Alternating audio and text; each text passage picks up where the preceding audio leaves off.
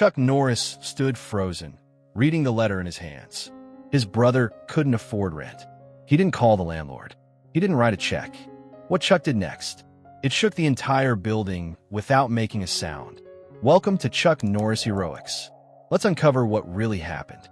Chuck folded the thin envelope in his weathered hands, the postmark from Tulsa reminding him of home. He'd been on the road for weeks, filming, appearances, training, but this felt different. His heart tightened as he slit the top and slid out the single sheet inside. His brother's handwriting, always precise and neat, looked tremulous. The words hit him like a hidden strike to the ribs. He read that rent was due in 3 days, the amount climbing each month, and that every door in their old building seemed locked, both literally and figuratively. His brother had fallen on hard times, shaken loose by medical bills and a layoff that made him swallow his pride. Chuck pressed his thumb over a blurred tear and swallowed against the lump in his throat. He folded the letter with the same deliberate calm he used in the dojo before sparring. Nothing in the world prepared you more for a silent crisis than a lifetime of belly rolls and roundhouse kicks. Control, precision, timing. Chuck's mind raced through options, but he didn't rush. He placed the letter back into its white envelope and tucked it into his jacket pocket. Outside, the late afternoon sun reflected off his truck's polished black paint. He paused at the cab, hand on the door handle, inhaling the desert air. 100 pressing commitments waited. A script rewrite, a charity gala, even a high-profile photo shoot, but this was neither publicity, stunt, nor public event. It was family. He closed his eyes, drew in another steady breath, and let the noise of the world dim. In that quiet moment, Chuck Norris decided what had to be done. He slid into the driver's seat and started the engine without another thought. He would be home before dawn. There would be no big announcement, no headline, just silent action. Because some battles don't need thunderous applause. They require only the softest step in the right direction. And tonight, that was enough. A thin haze clung to the early morning air as Chuck eased his truck into the gravel driveway behind his brother's apartment building. The place looked tired, paint peeling along the doorframe, a single bare bulb flickering above the entryway. He killed the engine and sat for a long moment, listening to the distant hum of the city waking. Inside, a single lamp glowed in a second-floor window. Chuck climbed the narrow metal stairs 2 at a time, each step echoing in the quiet before dawn. He paused at the chipped door, heart steady, then rapped 3 times, familiar, measured. The wood rattled, and his brother cracked the door, eyes red-rimmed but hopeful. "Chuck," he whispered, stepping aside. The apartment smelled of stale coffee and worry. A fold-out couch sagged under a thin blanket, dishes piled in the sink and on the small table. Unpaid bills lay stacked like a tower. His brother's shoulders dipped as they met in a silent embrace. No words necessary. Chuck surveyed the cramped living room, the faint tremor in his brother's hands as he set down the letter he'd sent. "I didn't want you to worry," his brother murmured, gaze fixed on the worn carpet. Chuck shook his head. Family always worries. He knelt by the table, sifting through the envelopes, past due notices, small medical statements, eviction warnings. Financial jargon blurred together. Chuck recognized only one fact. The deadline was days away. He stood and walked to the window, pulling aside the slit of curtain. The street below was nearly empty. Garbage bins rolled against old brick walls, a stray cat slinking around a dumpster. Back at the table, Chuck settled into a folding chair, then placed a steady hand on his brother's shoulder. "I've got this," he said quietly. No fanfare, just his promise. His brother's relief flashed through his eyes, but Chuck knew it was more than rent. It was pride, trust, something deeper than dollars. Outside, the dawn light strengthened, cutting through the haze. Chuck stared out the window a moment longer, mapping the building's cracks, the lease renewal notice he'd studied online, the landlord's face in his mind. Then he turned without hesitation. He moved through that small apartment with silent certainty, counting, planning, gathering. For this was a different kind of mission, one that demanded no audience. Just 2 brothers, an unjust balance due, and a crisis met head-on by the quietest warrior Chuck Norris had ever been. The morning sun filtered through threadbare curtains as Chuck crouched by the radiator, his fingers tracing the faint trail of rust along its base. He'd spent the last hour inspecting every inch of the apartment. Floorboards that creaked, window latches that stuck, the heater's uneven heat. Not a repairman, but a warrior trained to see every weak point. His brother stirred on the couch, sipping weak coffee from a chipped mug, eyes tracking Chuck's methodical movements. Concern flickered across his face. "Don't overdo it," he said softly. Chuck straightened and offered a small, reassuring smile. "Just making sure everything's solid." His voice was low, calm enough to keep the worries at bay, but firm enough that no one dared argue. He moved to the kitchenette next, testing the cabinet hinges. One sagged, hinges loose, another barely closed. He jotted a quick note on a scrap of paper. Cabinet fix, window seal, radiator valve. He paused at the doorway, leaning back to take in a room. Boxes leaned against a bare wall, clothing waiting to be sorted, a few broken trinkets gathering dust. He noticed the landlord's letter pinned to a corkboard. 3 days. He folded his arms, calculating. 3 days to prevent an eviction that would shake more lives than just his brother's. Outside, voices drifted up from the street. The neighbor arguing about late rent, the distant rumble of a bus engine. Chuck inhaled, chest rising and falling deliberately. In and out, in and out. He turned, meeting his brother's gaze. "I'm here," he said, voice quiet but resolute. It wasn't just about patching cracks. It was about ensuring his brother slept easy tonight. His brother managed a half nod, letting the weight of that promise settle. Chuck strode to the small desk, flipping open his laptop. He reviewed the landlord's information: name, contact, lease terms. He drafted an email. No threats, just a firm request for a short extension. Then he paused, closing his eyes for a moment. This wasn't boxing. There'd be no bell, no cheering crowd, just letters on a screen and human empathy behind them. He hit send. Chuck leaned back, arms crossed, silent concern etched into his posture. The hardest battles were often fought in muted tones, with gentle words rather than mighty blows. And in this quiet, he prepared to fight for the roof over his brother's head. A sliver of moonlight cut across the cracked pavement as Chuck slipped out into the alley behind the apartment building just past midnight. He crouched low behind a stack of discarded crates, every sense alert. The landlord's solitary car, an aging sedan with a dented fender, was supposed to arrive any minute. No flashy tactics, just observation. He watched the silent building facade, windows dark, except for the faint glow in his brother's unit. Shadows moved across the curtain as his brother paced, worry-driven insomnia evident even through glass. Chuck's jaw tightened. This restlessness could cost them everything. A soft crunch of gravel announced the landlord's arrival. Chuck tensed but remained unmoving. The man stepped out, keys in hand, coat collar turned up against the chill. He paused at the sidewalk, glanced at his watch, then strode toward the entrance. Chuck followed at a distance, silent as a cat. Inside the lobby, the landlord paused by the mailboxes, rifling through letters. Likely rent checks now overdue. Chuck slipped through the partially open door behind him, careful not to slam it. The landlord moved to the stairwell, keys jingling. Chuck kept pace, counting each step until they reached the second floor. At the landing, the landlord unlocked apartment 2B, his brother's home. Chuck crouched behind the stairs banister, peeking through the iron bars. The landlord slid inside, closing the door softly. Chuck placed a finger against his lips, reminding himself this was reconnaissance, not confrontation. He pressed his ear to the wood, catching muffled voices. His brother was negotiating, teeth gritted, voice strained, offering partial payment, begging for more time. The landlord's response was low and steady, unmoved. 3 days. No extensions. Chuck's fists clenched. Time was running out. He backed away, heart pounding, but face impassive. Back on the landing, he gave one last glance at the door. 3 days scrawled in red ink on a slip of paper taped beside the hinges. He memorized its location. He slipped down the stairs and into the night, the moon sliding behind a cloud. His brother's fight would continue inside, but Chuck now had the information he needed.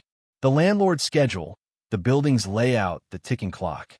Chuck disappeared around the corner, footsteps soft against the pavement. The silent warrior retreated into darkness, already plotting his next move. In this quiet stakeout, he had gained the edge he needed to protect his family. A soft click sounded under Chuck's fingertip as he tested the doorbell button. Nothing. He pressed again, harder. Still silent. He'd known the old building's wiring was spotty, but a broken doorbell now could be more than an annoyance. It could mean missed notices, unanswered favors, or, worse, miscommunication on rent day.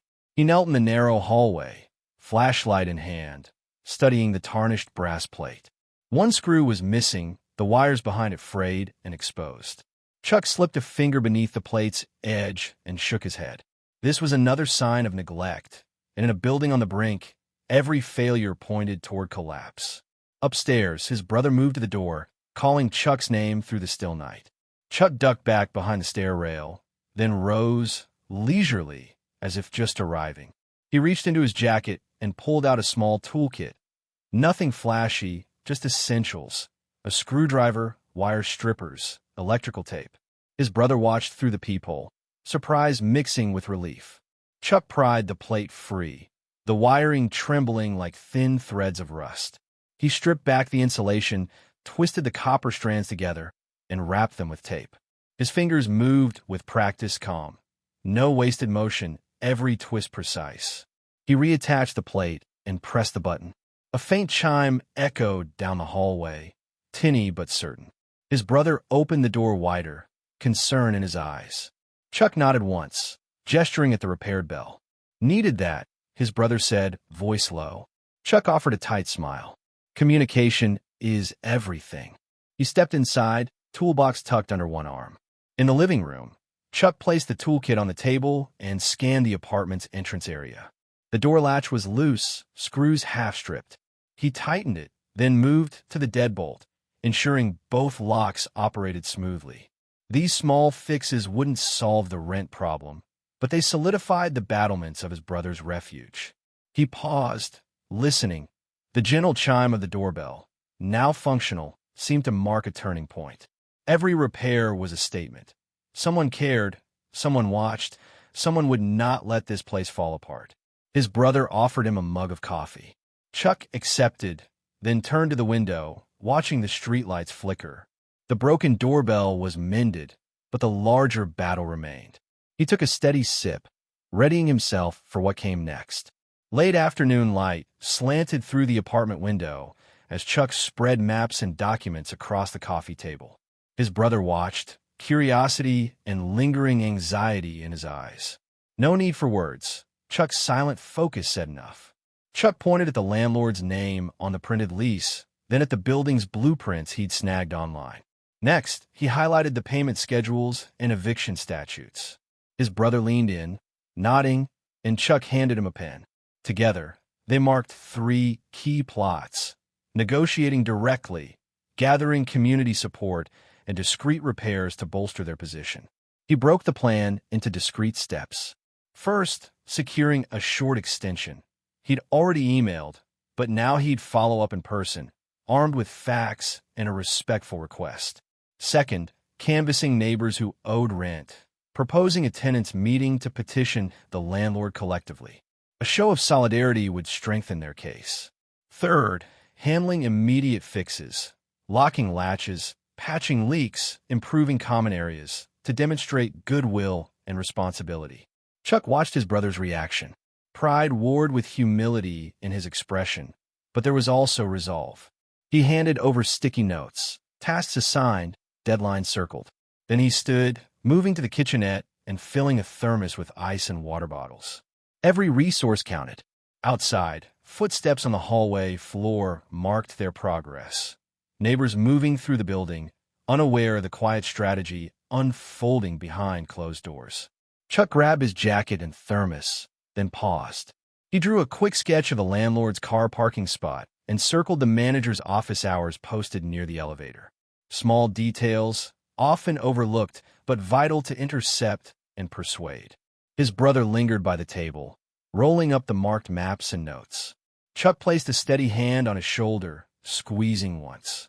No verbal pep talk, none needed. The plan spoke louder. Action built on preparation, transparency, and solidarity. As they stepped into the hallway together, Chuck glanced back at the apartment, walls bearing silent witness to their work. The next moves would be decisive. Challenging meetings, respectful petitions, visible improvements. He and his brother moved forward in tandem, a united front. In that quiet corridor, under flickering fluorescent lights, the unspoken plan became their shared mission: to save a home through strategy, community, and unwavering brotherly loyalty. The corridor outside his brother's apartment felt narrower at dusk, shadows pooling under the flickering light fixtures. Chuck moved ahead, hand lightly grazing the peeling wallpaper as he passed. Walls, he thought, had ears, especially in buildings where grievances simmered in every corner. At the end of the hall, he paused by an open door where a neighbor knelt, sorting through cleaning supplies. Chuck offered a nod. The neighbor looked up, wary but curious. No questions, no explanations, just a silent acknowledgement before Chuck slipped past. He reached the stairwell and descended 2 flights, soft footsteps echoing on metal steps. On the landing below, he stopped at the laundry room door. Inside, washing machines hummed and hushed conversations drifted through the cracked vents. Chuck leaned against the opposite wall, arms crossed, listening. He caught bits of dialogue. A tenant complaining of a draft in 1A, another lamenting rising utility bills. Every complaint was a clue, a testament to shared hardship. He slipped a folded note under the laundry room bulletin board, a polite invitation to a tenant's meeting, date and time clearly printed. Then he tapped the doorframe twice, a subtle signal to any neighbor watching that something was afoot. Chuck moved on, pausing outside 3C where voices rose briefly, an argument about parking. He listened long enough to hear the men settle on a compromise before moving on. Every snippet painted a richer picture of this community, fractured yet resilient, silent yet yearning for leadership. Back on his brother's floor, Chuck encountered the superintendent, clipboard in hand. The man looked tired, eyes shadowed. Chuck offered a firm handshake, passing over another note, a request to join the meeting and present collective concerns. The superintendent glanced at it, eyebrows lifting. Chuck gave a subtle, respectful nod. Inside the apartment, Chuck rejoined his brother at the table, where cups of cooling coffee waited. He slid each note across the surface, the laundry room poster, the superintendent's invitation. His brother studied them, a flicker of hope igniting in his gaze. Chuck tapped each paper in turn and gave his brother a measured look. No words were needed. The message was clear. The building's inhabitants were listening, talking, waiting for someone to channel that energy. Walls might have ears, but people had voices, and soon they would all speak together. Snow fell in silent sheets as Chuck stepped onto the sidewalk just past midnight, shovel in hand. The apartment building's entrance was buried beneath drifts nearly waist-high, no small obstacle for worried tenants. He worked quickly, each swing of the metal blade carving a clear path to the door. His brother joined him, breath visible in the frosty air, handing over another shovel. Neither spoke. Their rhythmic movements under the streetlight formed a wordless chorus against winter's hush. Every cleared shovelful felt like progress, a tangible step towards solidarity and safety. Cars lined the street, headlights off, windows frosted solid. Chuck paused, wiping snow from his brow, and surveyed the work ahead. The front stoop, the fire escape ladder, the shared walkways. Tenants would return home at dawn, seeking warmth and shelter. He and his brother aimed to make sure nothing stood between them and entry. They dug methodically, side by side, their breaths mingling in the cold. Behind them, the building windows glowed faintly, silhouettes of neighbors stirring at the unexpected commotion. Chuck caught movement on the second-floor landing. A head peered over the railing, then vanished. A silent thank you. Halfway through, Chuck stopped and scanned the narrow lot beside the building, where a heating unit sat half-buried. The last time it had iced over, the system had groaned and shut down. He grabbed a small broom from his jacket, whisking snow from the unit's grill to ensure the furnace would keep running. His brother tightened the scarf around his neck, fingers numb, but eyes bright with determination. They worked until the doorbell path was clear, the steps washed clean, and the emergency exit reachable. Chuck's shovel paused again, mission accomplished. He lifted his gloves, rubbing his hands to restore feeling, then offered his brother a simple nod. Inside, the warmth from fresh-heated air drifted out when the door cracked open. Neighbors greeted them in coats and slippers, voices hushed but grateful. Chuck's brother caught his eye, relief and pride shining there.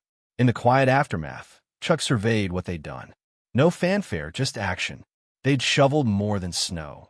They'd cleared the way for community and hope. And that, he knew, would matter long after the winter thawed. The dull thud of knuckles on wood echoed down the narrow hallway, just as dawn's light seeped through cracked window blinds. Chuck stood beside his brother's door, arms crossed, listening as the landlord's steady tapping continued. He'd anticipated this moment, the formal visit after missed payments. Inside, his brother straightened his shirt and took a deep breath. He glanced at Chuck, whose calm nod told him to remain composed. They opened the door together to find the landlord, briefcase in hand, expression inscrutable under heavy lids. "Morning," the landlord said, voice low and measured. He slid a ledger across the threshold, columns filled with red ink. "You're 2 weeks behind." His eyes flicked to Chuck, then back to the ledger. "I need payment today, or I begin eviction proceedings." He closed the briefcase with a click. Chuck stepped forward, hands relaxed at his sides. "We're aware," he said evenly. His brother released a breath he hadn't realized he was holding. The landlord's gaze sharpened. He leaned against the doorframe, calculating. Chuck spoke again, softer but no less firm. "We've arranged a payment plan. It's all here." He handed over an envelope addressed to the landlord, bulging just enough to hint at its contents. The landlord set down the ledger and opened the envelope, checks totaling the first installment, a concise letter outlining the plan's terms, signatures in place. The landlord examined the checks and the letter. His jaw tightened slightly as he ran a finger down the payment schedule. Chuck watched every flicker of reaction. When the landlord looked up, his eyes met Chuck's. After a beat, he nodded once. 3 days for the next payment, he said, voice clipped. Chuck inclined his head. Agreed. The landlord snapped the briefcase shut, returned the ledger, and tapped the envelope pocket before turning to go. Chuck held the door as the landlord stepped onto the landing. His brother slipped a small folder into the landlord's hand, copies of neighbors' signatures supporting their collective request. The landlord paused, scanned the sheets, then pocketed them without a word. Before closing the door, the landlord allowed a faint crack in his composure, a subtle acknowledgement of the organized front he faced. Then he continued down the hall, footsteps fading, leaving behind the stillness of a temporarily settled debt. Within the apartment, Chuck exhaled, shoulders relaxing. His brother met his gaze, eyes bright with gratitude. They'd met the knock at the door with preparation and unity, and for now, the roof remained over their heads. The sun was setting by the time Chuck returned home, the sky painted in hues of lavender and gold. He stepped into the apartment building's lobby without fanfare, nodding to the superintendent still perched behind the worn reception desk. No announcements, no flourish, just a quiet presence that seemed to steady the day's fading light. Inside his brother's apartment, a new hush settled. His brother sat at the table, reviewing the ledger and payment schedule under the glow of a single lamp. The room felt smaller now, but the air carried a lighter charge, momentum. Chuck didn't speak. He set his duffel bag by the door, unzipping it to reveal neatly folded tools and supplies. Paintbrushes, spackle, a fresh roll of electrical tape, and a compact toolkit. He withdrew each item with deliberate care, lining them up on the coffee table. His brother recognized the unspoken message: more small repairs, more improvements to strengthen their case and the building's integrity. Without a word, Chuck rose and moved toward the kitchenette, filling a mason jar with water. He placed it on the table and gave a slight nod. His brother stood and picked up a paintbrush. Together, in companionable silence, they set to work. Chuck guided the brush along the cracked edge of the windowsill, smoothing spackle into crevices. His brother sanded and cleaned, the soft rasp of sandpaper punctuating the quiet. Outside, distant voices drifted through the hallway, the hum of a late-night radio, muffled laughter from neighbors greeting the evening. Each passing sound reminded them of the community they fought to support. Chuck paused to listen, then dipped the paintbrush again, sealing a split in the plaster. Stroke by stroke, layer by layer, they fortified the apartment. At the far end of the room, Chuck tightened a loose light fixture, ensuring it wouldn't flicker in the coming weeks. The new bulb glowed steadily, banishing flickers and shadows. His brother adjusted the lampshade, approving the steady light with a small smile. When the final coat of paint dried on the windowsill, Chuck wiped his hands on a rag and surveyed their work. The apartment looked quieter, more secure, as though it had been waiting for this silent arrival of care and attention. His brother exhaled and clasped Chuck's shoulder. No words were spoken, yet everything was understood. In that quiet dusk, the brothers had built more than patched walls. They had reinforced hope, one silent action at a time. He carried his toolbox like a soldier bearing arms, but these instruments were weapons of compassion. The compact case clicked open on the kitchen counter, revealing rows of screwdrivers, pliers, and a small soldering iron. Beside them lay a fresh coil of wire, a packet of wrench bits, and a silver flashlight. Each tool glinted with purpose. His brother watched as Chuck selected a voltage tester and traced the outlet behind the living room couch. The cover plate was loose, wires exposed like silent threats. Chuck placed gloved fingers on the tester's probes, nodded, then tightened the connections. He fastened the plate back into place, securing the flow of electricity and curing the risk of a short. Next, he pulled out a tube of silicone sealant. Kneeling by the bathroom sink, he ran a smooth bead along the basin's base, closing the gap where water pooled and mold took root. The nozzle whispered against the ceramic, filling crevices with clear protection. His brother hovered, silently handing him a damp cloth to wipe away excess. In the hallway, they discovered the smoke detector's battery dead. Chuck replaced it swiftly, tested the alarm with a quick burst of air from the canister, then affixed it securely to the ceiling. The small red light blinked once, alive, vigilant. For the cracked window latch in the bedroom, Chuck retrieved a miniature hammer and tiny nails. A few gentle taps later, the latch held firm, a simple fix that protected nightly rest. He paused, pressing on the window frame to confirm no movement, then smiled. His brother fetched paint to touch up the scuffed baseboards. Chuck accepted it without a word, brushing quiet strokes along the wood. Each stripe of fresh color erased another sign of wear, another mark of neglect. Finally, Chuck assembled a small shelf in the closet, a gift he'd picked up during the day. With Allen wrenches and level, he aligned the brackets and tightened screws until the board sat steady. His brother placed the heavy textbooks on it, freeing floor space and bringing order out of clutter. When the last tool was cleaned and stowed away, Chuck stood and surveyed the apartment. No grand gestures, no speeches, just a sanctuary rebuilt with tools of mercy. His brother exhaled, gratitude shining in his eyes, as the quiet power of practical kindness settled around them. Late afternoon light slanted through a narrow crack in the ceiling where the plaster had loosened. Chuck knelt beneath it in the kitchen, peering at the tiny fissure that ran along an old water pipe. A slow drip trickled through, one bead at a time, threatening unseen damage behind the wall. He stood and fetched a small flashlight and a moisture meter from his case, placing the meter's probes near the damp spot. The reading flickered higher than expected. Moisture had spread behind the drywall, invisible but insidious. His jaw set. This was a hidden repair, one no tenant had yet noticed, but whose neglect could prove costly. Chuck retrieved a utility knife and carefully scored a rectangle around the worst of the wet plaster. He pried the panel free, revealing soaked insulation and would darken by damp. He paused to inspect the copper pipe. No cracks, just a loose joint weeping water under low pressure. He tightened the compression fitting with a wrench until the drip stopped. Next, He removed the soggy insulation, replacing it with a new bat he'd carried in his duffel.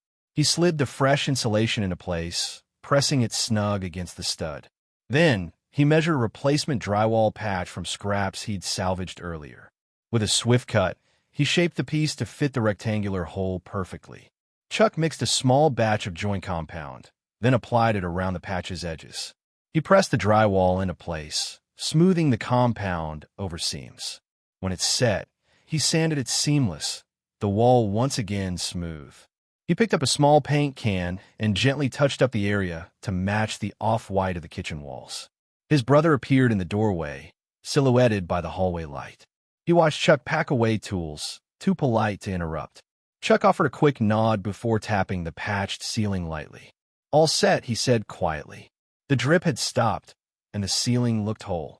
No evidence remained of the hidden repair, but its impact would last, preventing mold, preserving structure, guarding against unforeseen costs. The apartment breathed easier now, fortified by unseen vigilance. Chuck stood, closing his toolkit with a soft click. His brother exhaled, relief evident. In silence, they shared a moment of triumph over neglect. Another wall preserved, another home secured. Late afternoon sunlight filtered through the stairwell window as Chuck descended the steps, toolbox in hand. On the second-floor landing, a low murmur greeted him, voices weaving through the open door of apartment 2C. He paused, listening. "Did you hear? He's actually doing repairs," one neighbor whispered. "No fanfare, just shows up with tools at odd hours." A second voice replied, softer but eager. "I saw him fixing the doorbell last week." Then the radiator. Footsteps shuffled as the door clicked shut. Chuck continued down, pausing at each doorway. He caught neighbors trading quick glances, nods of recognition, skeptical curiosity blooming into cautious admiration. Near apartment 3A, two tenants exchanged hushed words at the bulletin board, eyeing the notice for the upcoming meeting. Chuck offered a polite nod, and they fell silent, smiles half-hidden. On the first-floor corridor, the superintendent stood by the elevator, clipboard in hand. He looked up, relief flickering in tired eyes. "Your brother's lucky," he said quietly. "Most would have packed up and left." Chuck inclined his head, silent acknowledgement enough. As he moved toward the lobby, he heard a faint tisque behind him, an elderly tenant murmuring to a friend about someone who cared more about walls and pipes than gossip. The hallway seemed alive with low, respectful chatter about the mysterious helper who refused recognition. In the lobby, the security camera feed glowed on a small monitor. The guard glanced at Chuck, catching his eye briefly, then returned to the screen. No need for introductions. The image said it all: patterns of carpentry, electrical fixes, stealthy visits at all hours. Outside, a group of tenants gathered near the mailboxes, whispering plans for the meeting. Chuck passed by, offering a half-smile. They nodded, voices dropping to a respectful hush as he approached. He handed one neighbor a flyer for the tenants' assembly, silent distribution, like his repairs, but purposeful. As he stepped through the front door into the fading afternoon, the whispers followed him down the hallway. But they weren't rumors anymore. They were stories of solidarity, of a silent warrior restoring hope floor by floor. And even without a word, Chuck Norris listened, knowing that these quiet whispers formed the foundation of a stronger community. The hallway light above apartment 2B blinked twice, then stayed steady, a small victory unobserved by most. Chuck straightened the fixture cover before stepping back to admire the consistent glow. He moved on, toolbox swinging at his side, leaving no indication he'd been there. In Unit 1A, he adjusted the thermostat screw, ensuring the heater cycled properly through the night. The tenant below, still at work, would return to warmth without knowing why the cold draft had vanished. Chuck whispered a brief prayer for comfort and slipped away. Downstairs, he replaced a blown hallway bulb in the stairwell. The old tube had flickered for weeks. Now, a clean, bright beam banished dark corners. No thank you note appeared. No neighbor peeked out to offer gratitude. He packed his ladder silently, the echo of his footsteps the only acknowledgement. In the building's back alley, He tightened a loose hinge on the dumpster gate. Another unnoticed act, yet one that prevented stray trash from scattering in the wind. He tested the latch, heard the solid click, and let a satisfied breath escape. Inside his brother's apartment, he tuned the squeaking kitchen door, applying a drop of oil and swiveling the knob. His brother, entered moments later, paused at the door, then shook his head with a bemused smile. "Must have fallen asleep on that," he muttered, not realizing who'd done the work. Chuck simply offered a shrug, eyes meeting his brother's with a quiet confidence. He packed away his oil can and moved on to the next unseen task. In the basement corridor, he fixed the frayed wire on the emergency light, guaranteeing its glow during a blackout. Tenants who rarely ventured that deep would never know it was there for them. Still, Chuck felt the weight of that silent assurance settle around him. By the time he returned to his brother's apartment, the sun was rising. The building looked the same, peeling paint, narrow halls, tired fixtures. Yet something felt steadier, more secure.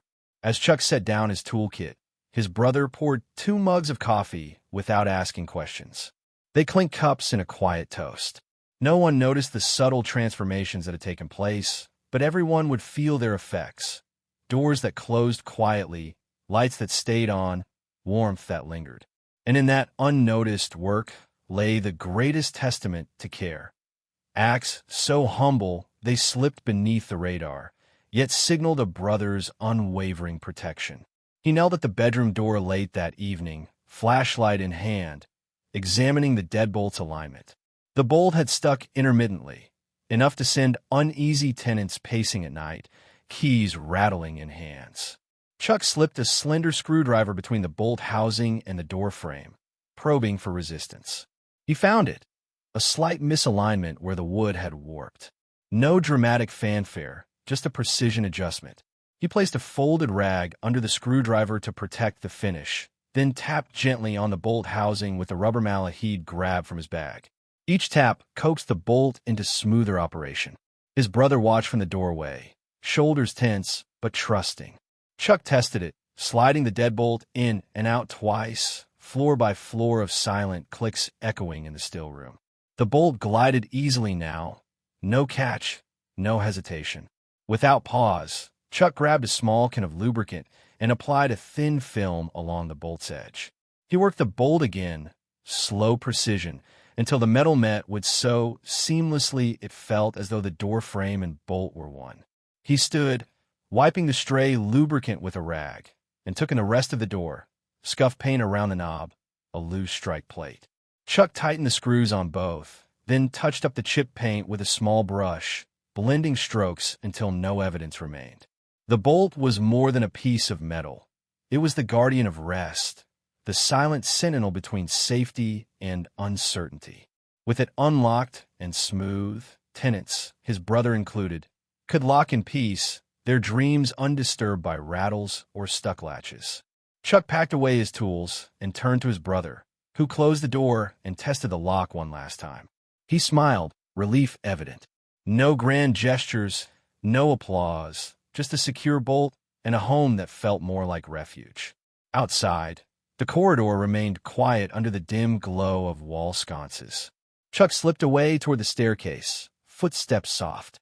Behind him, the unlocked bolt stood ready, a small but powerful testament to care, an unseen repair that would speak volumes in the silent confidence it afforded every locked door. Late morning sunlight filtered through the lace curtains when Chuck rounded the corner of the hallway and nearly collided with Mrs. Patel, his next-door neighbor from 2A. Her arms were full of grocery bags, cans, fresh vegetables, and a loaf of bread. She looked flustered, balancing her loads and searching for her keys. Chuck stepped forward, lowering his gaze politely. Before he could offer to help, she let out a small, exasperated laugh. "I don't know what I'd do without you," she said, placing her bags on a nearby chair. "That doorbell you fixed last week. No one else would have thought of it." He shrugged in modesty. "Glad it's working." She shook her head. "Working isn't the word. It's a lifeline. Now I hear my grandchildren banging on the door when they visit. Before, I'd miss them and worry. And the heat. You patched that vent behind my armchair. I was freezing those first nights." Chuck allowed himself a small, Genuine smile. Quiet thankfulness was the best reward. Mrs. Patel continued, settling onto the chair to rest. I baked too many samosas. You must have one. She produced a covered plate from her shopping bags and offered it to him. Chuck accepted it, nodding his thanks. She leaned back, eyes bright. You're always around, fixing things without making a fuss. Everyone's talking about it. She whispered conspiratorially. I told Mr. Jensen to look out for you at the tenants' meeting, said we owe you. He tucked the plate under one arm and tipped his head. Thank you. His tone carried warmth, rare for a man of few words. Mrs. Patel stood and gathered her bags again. As she turned to leave, she paused at the doorway. Chuck Norris, she said, placing a hand on his arm. You've done more than repairs. You've given us hope. Behind her, the hallway walls bore no plaques or decorations, only the quiet glow of functioning lights and the soft hum of the heater. Chuck watched her go, the plate of samosas balanced carefully. In that moment, he realized that even the simplest act could echo through others' lives. And sometimes, a single thank you was enough to remind you why you spoke through action rather than words. The sun hovered low in the sky as Chuck packed the last of his tools into the duffel bag. His brother stood in the doorway, suitcase in hand, ready to catch the early evening bus for a job interview 3 hours away. Chuck had driven him to this point, rent patched, debts negotiated, but now it was time for his brother to take the next step. Chuck slung the bag over his shoulder and swept his gaze across the apartment one final time. Freshly touched paint, tightened fixtures, a sturdy shelf lined with organized books. Each repair was a quiet declaration that someone cared. His brother watched, pride and gratitude flickering in his eyes. Without a word, Chuck moved to the window and cracked it open, letting in a breeze scented faintly with spring flowers from a pot on the windowsill. He climbed onto the fire escape for the view, a ripple of rusted metal promising both escape and return. Below, the street stretched toward the bus depot, crowds milling in hopeful clusters. He paused on the narrow ledge and looked back at the apartment door, silently bookmarking this chapter of their lives. He reached into his pocket and withdrew a folded note, slipping it under the door before closing it gently. No grand farewell, just one last gesture, a message of unwavering support. Chuck descended the stairs 2 at a time, arriving in the lobby as the front doors opened to admit his brother and 2 neighbors who'd come to see him off. Mrs. Patel hovered nearby, bags in hand, and Mr. Jensen offered a nod. No fuss, just familiar faces weighing the gravity of departure. His brother turned, offering a small wave. Chuck nodded, arms crossed, eyes steady. No speeches were needed. Everything had been said through the steady tap of a wrench and the quiet glide of paint across creases. Outside, the warm glow of streetlights guided them. His brother climbed into the waiting cab, suitcase clicking onto the seat. He leaned across the window frame. Thanks, Chuck, he said softly. Chuck tipped his head. Go get him. The cab pulled away, and Chuck watched until the taillights vanished around the corner. Then he turned and walked back through the lobby, toolbox in hand, ready for whatever silent mission awaited next. The first rays of dawn crept through the curtains, painting the apartment in a soft, golden glow. Chuck stirred at the kitchen table, where the empty samosa plate from Mrs. Patel sat beside his coffee mug. He'd fallen asleep there, insistent on one last night of vigilance before day's demands resumed. He rose quietly and moved to the window, lifting the sash just enough for warm air to drift in. The street below stirred. Delivery trucks rumbled.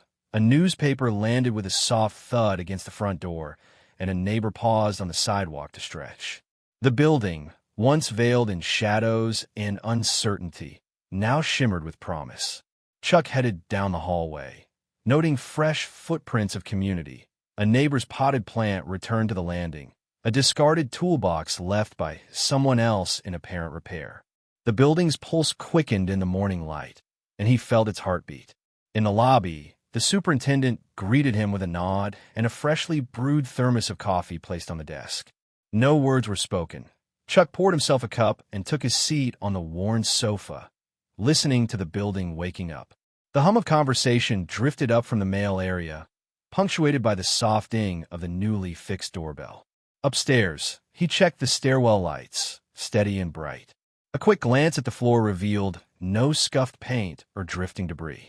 Tenants were already moving in and out, their silhouettes framed by the morning haze. Parents walked children to school, while others carried briefcases, the rhythm of life restored. Returning to the apartment, Chuck found his brother's note folded neatly on the table. "Everything's set. You did more than you'll ever know." Beneath it lay an envelope stamped for the next rent installment. Chuck smiled, pride and relief mingling in his chest. He sat and took a steady sip of coffee, savoring the quiet stillness that comes before the world fully stirs. In the morning light, he saw the results of silent dedication. Walls mended, locks secured, spirits lifted. Distant church bells chimed, greeting the new day. Chuck closed his eyes, breathing in the faint scent of fresh paint and hope. The morning light had arrived, and with it, the promise that even the smallest acts of care could illuminate the darkest corners. Maps, notes, and scattered receipts lay across the kitchen table like fragments of a puzzle waiting to be assembled. Chuck returned from a landlord's office clutching a new copy of the lease, updated with the agreed extensions, and a receipt for the payment plan's first installment. Each document was another piece in the tapestry of survival. He spread them methodically. The original eviction warning, the signed petition with neighbors' signatures, the landlord's ledger entries, and the rebates for the repaired common areas. From this mosaic, patterns emerged. The rhythm of payments, the building's maintenance schedule, the ticking clock of deadlines. Chuck traced lines between dates, circling key milestones in red pen. His brother watched, leaning against the doorway, hands tucked into his pockets. No questions needed. Each mark Chuck made charted a path forward. Repairs had bought goodwill. Collective support had yielded leverage, and timely payments would secure breathing room. He retrieved a small whiteboard and transferred the critical dates. Next installment due, tenants meeting, landlord inspection. Beneath each, he wrote concise action items. Confirm repair receipts, remind neighbors to attend, prepare presentation notes. These actions weren't isolated. They linked, forming a coherent strategy. Chuck tapped the board, satisfied. The puzzle pieces were in place, revealing the big picture. A united front of tenants, a fortified building, and a clear roadmap to stability. His brother joined him at the table, sliding the landlord's receipt under the stack of payment notices. "We did this together," he said, voice quiet but resolute. Chuck nodded, erasing a stray mark on the whiteboard and replacing it with a bold check mark. He turned and retrieved a fresh marker, ready to chart the next phase. Ongoing maintenance, emergency fund setup, long-term savings plan. Each new note would slot into the puzzle, filling gaps before they could widen. Outside, the hallway hummed with life. Neighbors exchanging greetings, the superintendent wheeling a cart of mail. The building's pulse matched the organized precision on Chuck's board. No single piece was enough. Only the complete picture ensured security. He stepped back, hands on hips, surveying the assembled puzzle. It was more than paperwork. It was proof of resilience, community, and careful orchestration. In the quiet of that apartment, Chuck Norris had transformed scattered fragments into a living blueprint for hope. And with each new piece placed, the future looked more secure. The late afternoon sun cast long shadows across the lobby as Chuck stepped to the center, clipboard in hand. He glanced around at the small gathering. Mrs. Patel from 2A, Mr. Jensen from 3C, the superintendent, and 4 other tenants who'd answered his silent invitations. A hush fell as they recognized the meeting's purpose without a single announcement. Chuck offered a nod, then tapped the first page of the petition, signatures bold and numerous. He passed the clipboard to Mrs. Patel, who read their collective requests, an extended payment schedule, prompt repairs, and clearer communication for management. One by one, tenants stepped forward, adding their names and a brief note of solidarity. His brother hovered nearby, handing out copies of the meeting agenda scrawled on lined paper. The first item detailed the recent repairs: doorbell, radiator, hallway lights. all completed without charge. Murmurs of approval rippled through the group as neighbors exchanged knowing glances. Next, Chuck pointed to the proposed payment timeline. He underlined dates and installment amounts, ensuring every tenant understood their commitment and the landlord's agreed grace period. Some faces tightened, others relaxed with relief. The superintendent cleared his throat and assured them he'd reinforce the schedule with the landlord. For the final point, Chuck tapped the list of needed common area repairs: leaky gutters, a broken stair light, the courtyard fence. He handed Mr. Jensen a small stack of repair receipts as proof of their proactive approach. The tenants nodded, surprised to see tangible evidence of progress. When the petition and agenda had cycled through every hand, Chuck set down the clipboard and stepped back. No grand speech, just the weight of coordinated action. The superintendent gathered the signed documents, promising to deliver them first thing in the morning. As the group dispersed, neighbors lingered in small clusters, discussing next steps and offering thanks to Chuck and his brother. Mrs. Patel clasped his hand, tears of gratitude in her eyes. Mr. Jensen gave a respectful salute. Chuck simply smiled and gathered the leftover papers. By the time the lobby emptied, the building felt different, united rather than fragmented.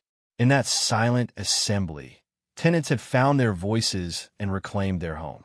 Chuck packed away his clipboard, stepping into the hallway where the glow of restored lights and the murmurs of solidarity followed him, a testament to what could happen when a community quietly came together. A restless tension settled over the building as evening shadows deepened, an undercurrent of anticipation that hummed louder than the broken wind chime on the fire escape. Chuck sensed the shift the moment he stepped into the lobby. The superintendent pacing between the mailboxes, tenants clustered in whispered huddles, doors ajar long after curfew. He made his way quietly to the first-floor landing, where graffiti marred the wall beside the stairwell. Fresh tags, bold and angry, spoke of discontent, some tenants balking at collective action, others threatening to withhold cooperation. The unified front he'd built last night now faced splintered loyalties. Upstairs, muffled voices drifted from apartment 3B, neighbors disputing the repair schedules, arguing over priorities. Chuck paused outside the door and listened. Complaints that the courtyard fence breach left them exposed, that the payment plan felt like a trap. He noted each grievance. He descended to the basement corridor, where the flickering emergency light cast more shadows than illumination. Here he found the superintendent, shoulders hunched beneath the weight of responsibility. Chuck laid a hand on his arm. The superintendent exhaled, relief mingled with worry.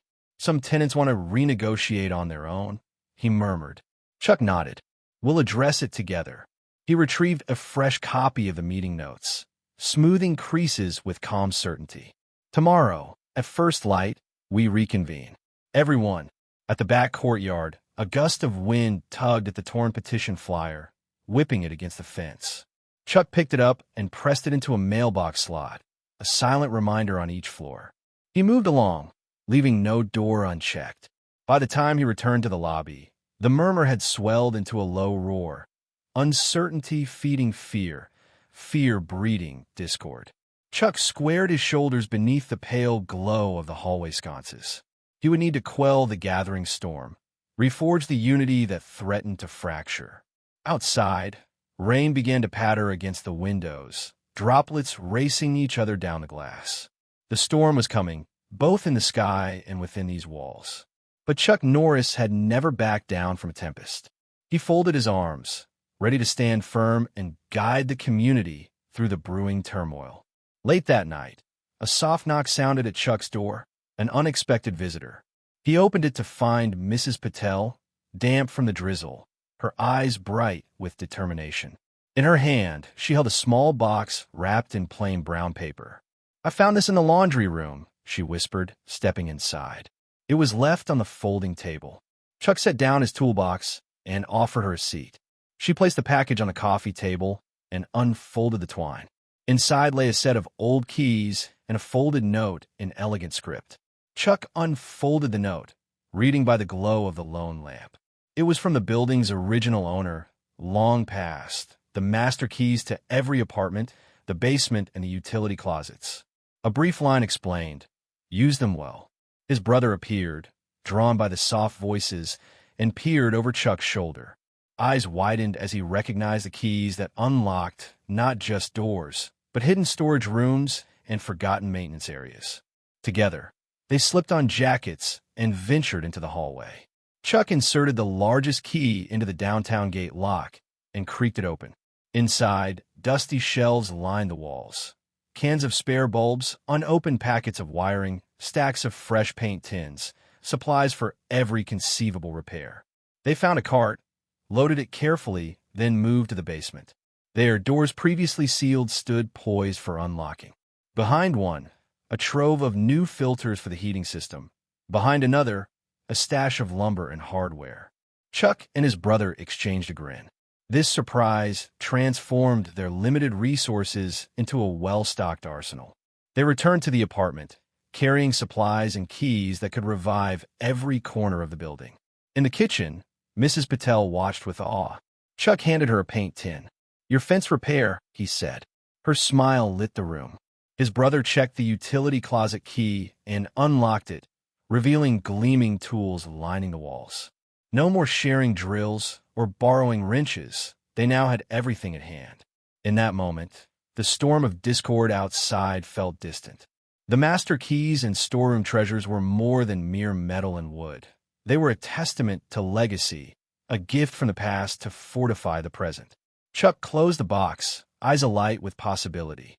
One last surprise had arrived, ready to turn the tide and cement the building's unity once and for all. The hallway stretched out in twin stillness. On one side, the newly stocked utility closet stood open, tools gleaming in orderly rows. On the other, the courtyard gate lay silent, the storm's puddles reflecting the building's dim lights. Chuck moved between the two, acknowledging both harbingers of action and vestiges of rest. He paused in front of the closet, running a hand along the polished handles of drills and saws. The weight of possibility hung in the air, shelves brimming with screws, brackets, replacement parts. Each tool whispered its purpose, waiting for the hands that would wield it. Then he stepped outside, boots clicking on wet stone. The courtyard sat empty, its metal benches slick and still. The broken fence leaned against the wall, its jagged spikes a reminder of negligence. But here, at this threshold between inside and out, Chuck felt the contrast keenly, the hush of unused tools mirrored by the hush of an unsettled space. He turned back inside, grabbing a roll of fencing wire and a packet of rust-proof screws. With deliberate calm, he laid them on the floor beside the closet. The iron tools glinted under the fluorescent lights, ready to remake a boundary breached by time and storm.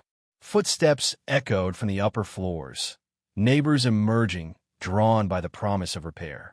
Chuck looked up and saw silhouettes at doorways, watching. Their eyes spoke a mix of hope and hesitation. Without a word, he gathered a few hammers and nails, tucking them into his tool belt. Outside again, he began unspooling the wire, looping it through the fence's posts. His brother joined him, passing tools when needed. Together, they worked in companionable silence, their movements synchronized, hammer, twist, tighten, level.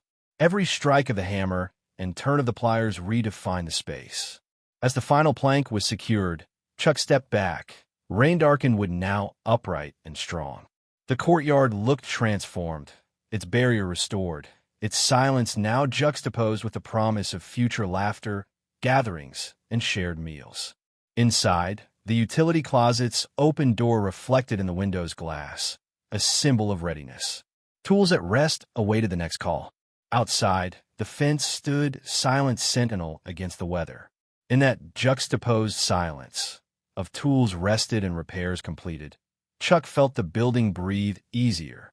Here, in quiet contrast, lay the certainty that action, however silent, reshapes the world. The lease renewal notice arrived on a lobby bulletin board like any other, white paper, bold letters, but this time it carried a different weight.